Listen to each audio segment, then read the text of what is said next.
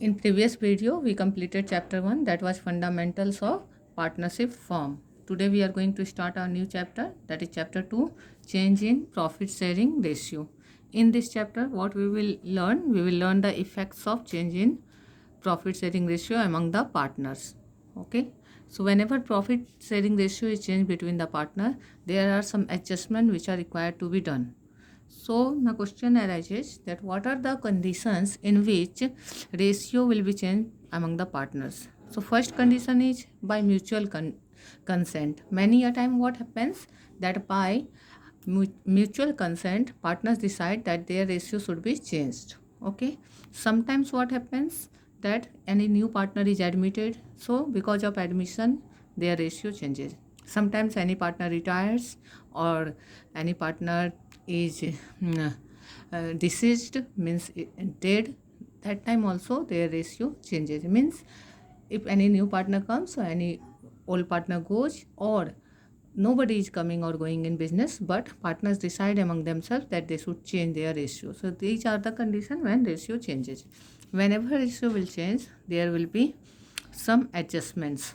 So what are those adjustments? First, determination of sacrificing ratio and gaining ratio, that whether ratio is due to change in PSR, which partner has sacrificed his profit share and which partner has gained. So determination of sacrifice ratio and gaining ratio we do. Then accounting for goodwill. This is the topic in which we will study goodwill also. So goodwill treatment is done.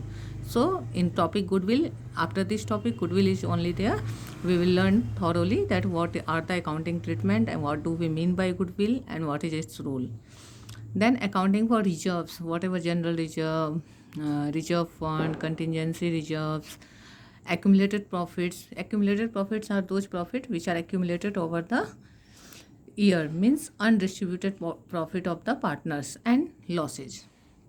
Accounting for revaluation of assets. Revaluation of assets means assets are revalued, means according to market price valuation of asset is done, that what is the profit in which asset and what is the loss.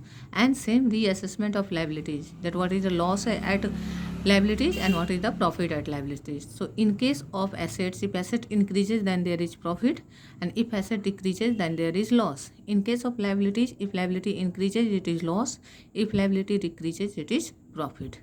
Then adjustment of capitals are done. Okay. So now we are going to learn this thing, that in change in PSR, each and every topic is a topic with numerous questions. So we will learn these questions, we will learn how to do this. Okay. So क्या है change in PSR ratio? Profit sharing ratio में जो change आता है उसका effect क्या पड़ता है, उससे क्या एडजस्टमेंट होता है. तो प्रॉफिट शेयरिंग रेशियो जब भी पार्टनर्स के बीच चेंज होगा, जैसे पुराना रेशियो कुछ और था, नया रेशियो कुछ और हो गया, तो कुछ एडजस्टमेंट्स करने होते हैं. क्या क्या एडजस्टमेंट है? एक तो सेक्रीफाइसिंग रेशियो को डिटरमाइन करना होता है, या कोई पार्टनर गेन कर रहा है तो गेनिंग रेशियो निकलेगा, कोई पार्टनर सेक्रीफाइस कर रहा होगा, कोई गेन कर रहा होगा. जब भी रेशियो चेंज होगा तो कुछ पार्टनर सेक्रीफाइस करेंगे, कुछ पार्टनर गेन करेंगे. टोटल गेन सेक्रीफाइस हमेशा इक्वल होगा, क्योंकि कोई जितना गेन कर रहा है कोई ना कोई उतना सेक्रीफाइस कर रहा होगा. फिर अकाउंटिंग फॉर गुडविल होता है, गुडविल का अकाउंटिंग ट्रीटमेंट होता है जब भी रेशियो चेंज हो. फिर रिजर्व्स, एक्यूमुलेटेड प्रॉफिट, लॉस, इन सब का अकाउंटिंग ट्रीटमेंट होता है. ये सारे टॉपिक हैं इस चैप्टर के. फिर इवेल्युएशन ऑफ एसेट्स होता है, रीअसेसमेंट ऑफ लाइबिलिटीज़ होता है, दोनों एक साथ ही करते हैं हम लोग. जब एसेट बढ़ता है तो प्रॉफिट है फॉर्म के लिए, और एसेट घटने से लॉस है. अगर लाइबिलिटी का वैल्यू बढ़ा तो लॉस है, लाइबिलिटी का वैल्यू घटा तो प्रॉफिट है. और एडजस्टमेंट किया जाता है कैपिटल का. सेक्रीफाइस रेशियो निकालने का जो फॉर्मूला है वो है old ratio minus new ratio, and gaining ratio formula is new ratio minus old ratio. Means whenever we are going to calculate sacrifice ratio, old ratio we will write first, then we will write the new ratio of that partner and we will deduct that. If the answer is positive means that is sacrifice ratio, if answer is negative means that is reverse of sacrifice, that is gain. Same with gaining ratio.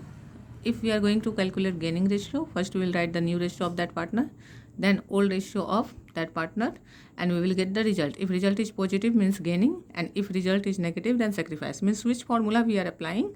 If result is negative means opposite of that is the result. तो अगर gaining ratio लगाया हमने और minus में आ रहा है मतलब वो सेक्रीफाइस आया, अगर सेक्रीफाइस रेशियो लगाया और माइनस में आंसर आ रहा है मतलब वो गेन आ रहा है, मतलब उल्टा आ रहा है। और किसी भी क्वेश्चन में दोनों फार्मूला लगाने की कोई आवश्यकता नहीं है, दोनों में से कोई एक फार्मूला लगाएंगे वो काफ़ी है। अगर हम गेनिंग रेशियो का फार्मूला लगा रहे हैं तो उसी से गेन और सेक्रीफाइस दोनों पता चल जाएगा, जो पॉजिटिव है वो गेन होगा, जो नेगेटिव होगा सेक्रीफाइस होगा। अगर सेक्रीफाइस रेशियो लगाएंगे तो उसी से पता चल जाएगा कि अगर आंसर पॉजिटिव है तो सेक्रीफाइस है, नेगेटिव है तो गेन है। अब है कि जब हम चेंज इन PSR निकालते हैं तो दोनों में से कोई फार्मूला लगा सकते हैं, ये हमारे ऊपर है। लेकिन अगर हम एडमिशन चैप्टर बना रहे हैं तो उस समय तो पार्टनर सेक्रीफाइस ही करते हैं किसी के आने के लिए, तो उस समय ये सेक्रीफाइस का फार्मूला यूज करते हैं।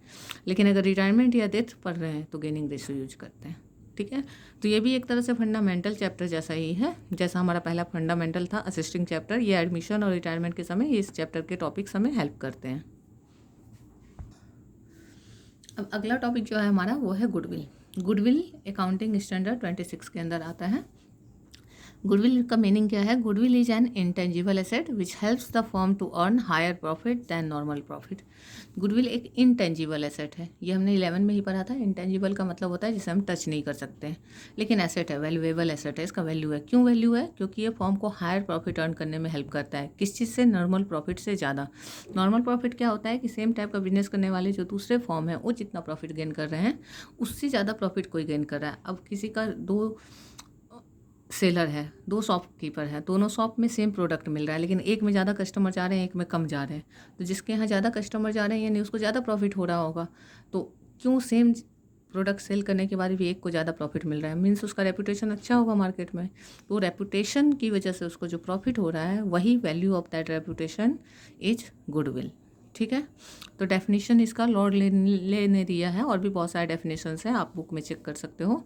The term goodwill is generally use to denote the benefit arising from connections and reputations. Connection और रेपुटेशन की वजह से जो बेनिफिट होता है, कस्टमर के साथ आपका जो कनेक्शन है, सप्लायर के साथ आपका जो कनेक्शन है, मार्केट में आपका जो कनेक्शन और रेपुटेशन है, तो उसकी वजह से जो आपको एक्स्ट्रा प्रॉफिट हो रहा है जो दूसरे फॉर्म को नहीं हो रहा है, वही गुडविल का वैल्यू है। गुडविल का कैरेक्टरिस्टिक्स क्या है, फीचर्स क्या है? पहला तो कि गुडविल इंटेंजिबल एसेट है, जिसको देख नहीं सकते हैं, छू नहीं सकते हैं, बट ये वैल्यूएबल एसेट है, इसका वैल्यू है। इंटेंजिबल है बट वैल्यू है। ये हेल्प करता है एक्सेस प्रॉफिट अर्न करने में, दूसरे फॉर्म से एक्स्ट्रा प्रॉफिट अर्न करवाता है ये। It is liable to constant fluctuation. Goodwill बढ़ घट सकता है, एक इंसिडेंट होता है तो किसी का गुडविल बहुत बढ़ जाता है, एक इंसिडेंट होता है घट जाता है। मैगी का इंसिडेंट याद है? मैगी कितना खा रहे थे सारे लोग, लेकिन सडनली एक न्यूज आया कि मैगी के मसाले में लेड रहता है, और जैसे ही सबने सुना तो मैगी का यूज बहुत कम हो गया। तो एक इंसिडेंट से अब क्या हुआ, यानी उसका गुडविल ख़राब हो गया। तो गुडविल फ्लक्चुएट करने का मैटर है, कभी बढ़ता है और कभी घट सकता है। It is valuable only when entire business is sold. Goodwill का असली वैल्यू तभी पता चलता है जब पूरा बिजनेस सेल होता है। तो ये क्या सेंटेंस हुआ? इसका मतलब हुआ कि जब हम बिजनेस को पूरा सेल करते हैं तो बिजनेस का जो नेट वर्थ होता है, नेट वर्थ किसी बिजनेस का होता है वो होता है एसेट माइनस लायबिलिटी। तो मान लीजिए कि आपका बिजनेस का जो एसेट्स है आपके पास वो 10 लाख रुपए का एसेट्स है, और आपका लायबिलिटी जो है वो 2 लाख रुपए का है। तो इस हिसाब से आपका बिजनेस का वैल्यू कितना होना चाहिए? 8 लाख रुपए वैल्यू होना चाहिए। लेकिन कोई आपका बिजनेस को 9 लाख में खरीदने को तैयार है। 8 लाख वैल्यू है लेकिन कोई 9 लाख में खरीद रहा है, तो 1 लाख एक्स्ट्रा क्यों दे रहा है? उसको आपका बिजनेस में कुछ तो बात दिख रहा होगा। वो जो 1 लाख आपको एक्स्ट्रा मिल रहा है वही गुडविल है। ठीक है, तो ये कब पता चलेगा? जब आप बिजनेस बेच दोगे। तो बिजनेस जब पूरा सेल हो जाता है तभी एक्चुअल में गुडविल का वैल्यू पता चलता है। लेकिन अब ये भी तो नहीं कर सकते हैं कि गुडविल का वैल्यू जानने के लिए कोई बिजनेस बेच दे। ये फ्यूचर की बात है, क्योंकि बिजनेस क्या है, गोइंग कंसर्न कॉन्सेप्ट को फॉलो करता है, वो चलता रहता है। फिर क्या है? इट इज़ डिफ़िकल्ट, हाँ ये मिसप्रिंट है, डिफ़िकल्ट है। It is difficult to place an exact value on goodwill. Goodwill का एग्जैक्ट वैल्यू पता लगाना मुश्किल है। ये तो श्योर होता है कि गुडविल की वजह से बिजनेस को प्रॉफिट होता है, लेकिन एग्जैक्ट गुडविल का वैल्यू क्या है ये लगाना मुश्किल है पता। तो इसके लिए डिफरेंट मेथड यूज होते हैं, और अगर हम एक मेथड से दूसरे मेथड पे जाएं या उसी मेथड में अगर थोड़ा कैलकुलेशन अलग ले लें, जैसे 3 ईयर्स परचेज की जगह पे हम 4 ईयर परचेज लें तो गुडविल का वैल्यू चेंज हो जाए। तो ये एस्टिमेटेड वैल्यू हम लोग कैलकुलेट करते हैं। नेक्स्ट क्या है? Nature of goodwill. गुडविल का नेचर क्या है? तो गुडविल एक इंटेंजिबल एसेट है लेकिन फिक्टिटियस नहीं है। फिक्टिटियस नहीं है मतलब फॉल्स एसेट नहीं है, ऐसा नहीं कि इसका वैल्यू नहीं है। गुडविल का वैल्यू है। गुडविल क्यों नहीं है फिक्टिटियस? क्योंकि गुडविल का वैल्यू है। और फिक्टिटियस एसेट क्या होता है? जिसका कोई वैल्यू नहीं होता है।